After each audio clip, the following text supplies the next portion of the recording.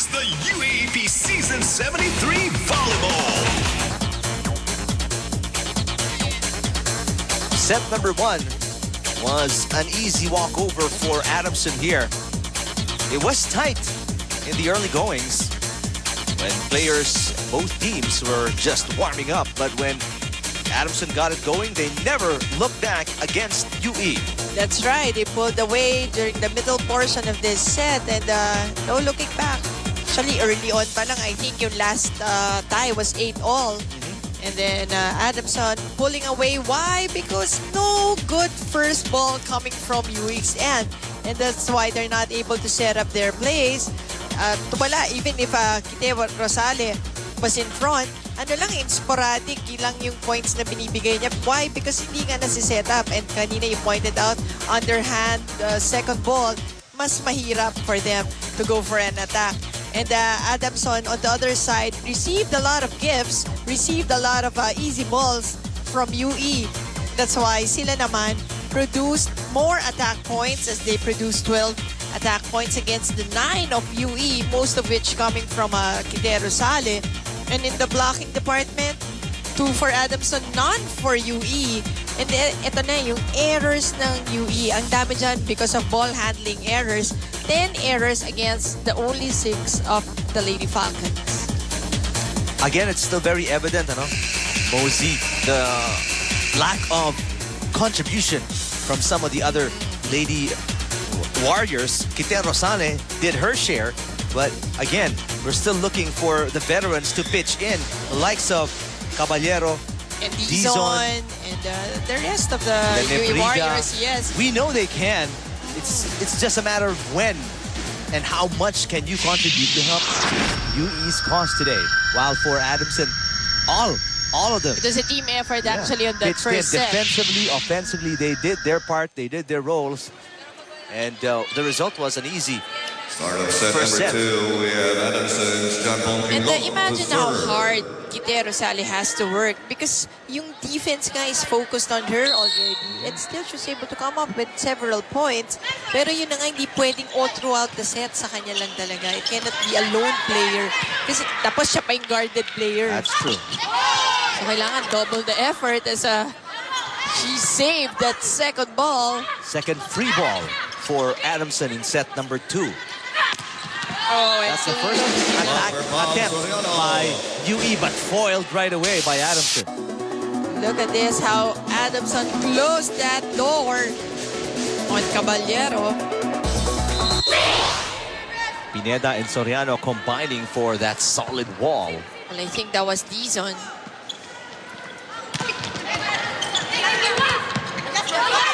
Too close to the net that time, but still won by Adamson.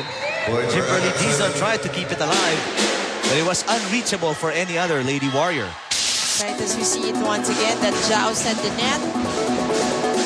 Pineda pushing it. She was in a better position when you see Dizon against Pineda to push that ball. Dizon finally getting a point for Adamson off the block of Pao Soriano.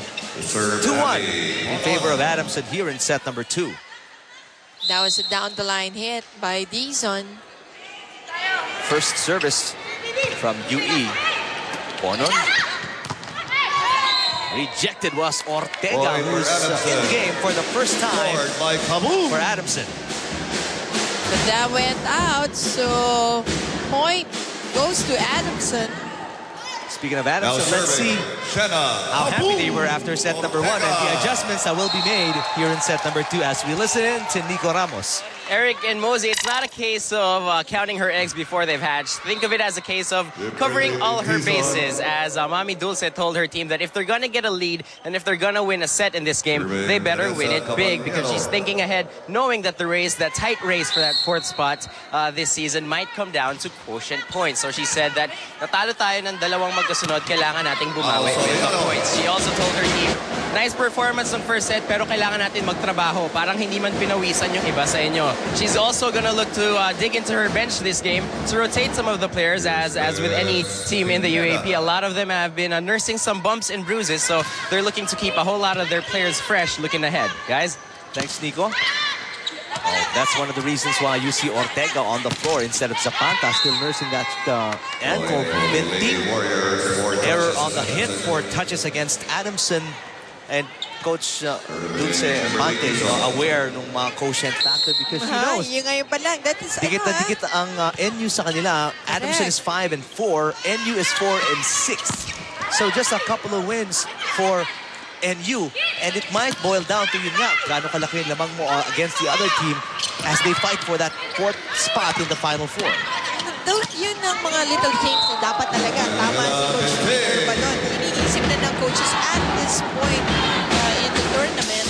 Kasi nga very close, very tight yung 4th spot. And that's why Zapata not having that elevation. Mukhang hurting pa siya coming into this ball game. Now let's check in with Erin Torrejon. Earlier, you guys were mentioning that the Lady Warriors are lacking in communication, and that is exactly what Coach Vanjie said in her last huddle, saying that it's as if they're not all from one team. So for this set, the Lady Warriors were really expected to talk to one another, especially to the setter, to be able to take the Lady Falcons by surprise when the ball is sent across the court. Meanwhile, one thing, though, that Coach Vanjie wants to see less of in this game is for the girls being too dependent on coverage. So these Lady Warriors really need to take charge and take responsibility, especially when it comes to their positions on the court. And judging from the girls' response, they are all determined to turn things around and bring home victory after today's game when they are all screaming "Babawi tayo" in that last huddle. Eric and Mosey. Thanks, Aaron.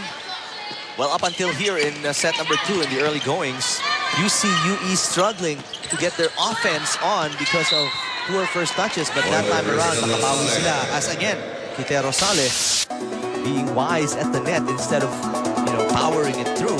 Kinapik na lang. Find that opening. She went for a full swing. So ikaw yun, kung ikaw ang blocker, no, kala mo palong malakas yun. And yun, last minute, opting for the tip. And kanina, no, si Coach Vanjie mentioned about Hart. Sayang lang talaga walang tapes yung mga dating laro. You should have seen them play. Yan yung mga, sila Telma Barina, sila Josie Vasquez. Yan yung mga players, pag nakita mo Arlene Apostol and the rest, si Chay Arceo. Pag nakita mo yung sanang naglaro yan before, all heart naman to, baligtad. Yung skills na doon. Pero when you see, you really appreciate. Kasi laban lang. Kahit mas malalaki yung kalaban. That's why ito si Coach Vanjie, actually, sa mga nakakausap kong veteran players of Bivar, yun sinasabi nila. Yung mga players ngayon, they lack behind. Probably relying on better skills. Ako naman, yun naman. Because of better training. Ortega with what intensity showed on that last play. Slowly becoming the crowd favorite every time he's on the attack. Well, today she is the crowd favorite. You can hear the people here at the arena cheer for her. And nothing going right for UE as Adamson takes a 2-point advantage in set number 2, 8-6.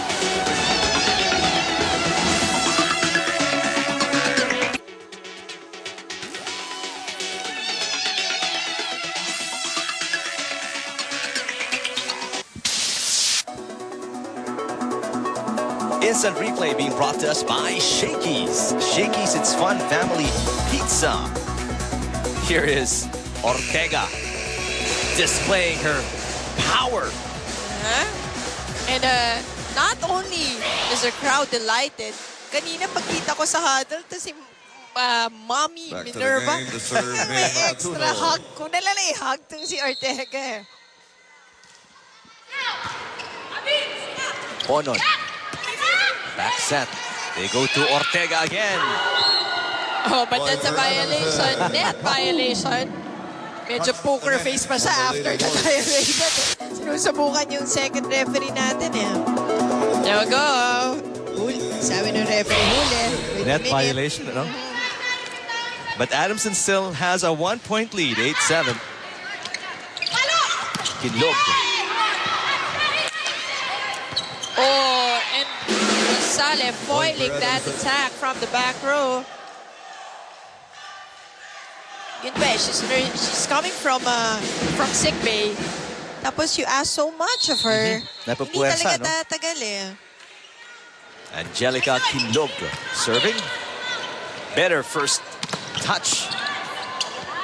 A good receive para sa UE. Ortega blocked. Makatuno to Pineda over the blockers.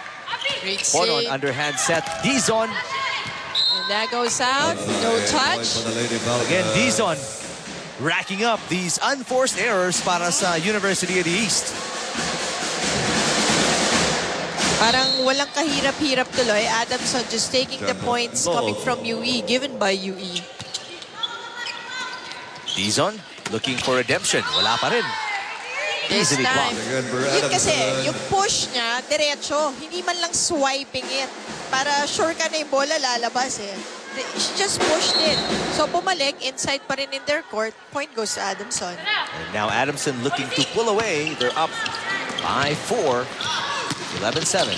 One-handed receive by Kinlog. Pineda off the blockers. Here comes Ponon to Dizon. Makatuno.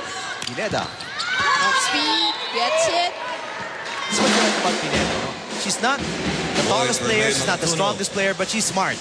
She's a thinking player. Yun ang edge talaga ni Pineda. That's why even in the young age, helping Coach Minerva's cause, really, parang extra yan kay Coach Minerva eh. Hindi mo inaasahan. It's something na you just got, and then ito na nga, working well for you.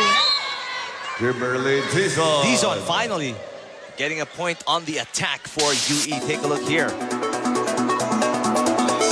The block of Adamson, medyo hiwalay that time. There was a hole in the middle. Dizon taking advantage of that hole, Eight. going through that. 8 serving 12. Underhand set for Ortega. Nebrida plays setter. Dizon. That's close to the net. Another point Too for close to Adamson. the net. Two That's what touches happens on when UE. your players give up an underhand set. Di mo matansya kung saan pupunta yung bola. And most of the time, especially if you're trying to give it to an outside hitter, Serving Jenna. mapapalapit sa net. Kaboom! Ortega. Rolly Manlapas with the unique nickname for Ortega, Kaboom Ortega. Well, ganun nga yung sound medyo nung ano na yun, nung spike niya. Reminds me of Jude Torquato all of a sudden. Soriano rejected at the net. Here's Angela Benting, off-speed hit. Caballero blocked outside though, but good job defensively at the net by Pao Soriano. As Cresini and Longalong will check in for the libero Balmaceda and Caballero. Cini now on the line, where you usually see her. Service specialist. And for defense purposes also. Dizon. Ball went through the block. Underhand set for Angela Benting. Oh. That's right in the corner. That's right, sweet spot for Angela Benting. Looking like a long ball. But just Sakto, enough. sakto. Oh, sakto dun sa corner. Court ng UE. Biggest lead now at 5 points para sa Adamson. Free ball again as UE can't get their offense going. Pao Soriano. Good block by Soriano at the net. Soriano finishing. Soriano. It was all Soriano that time. Soriano attacking, blocking, and then finishing. That's true. So from yung transition ni Soriano from offense to defense to offense once again. Quick to her feet. Such an athletic player, Pao Soriano. Oh, nice sharp serve It's an ace. from Pineda as it results to an Second ace. technical timeout. Lead now at its biggest, 7 points for Adamson over UE in set number 2.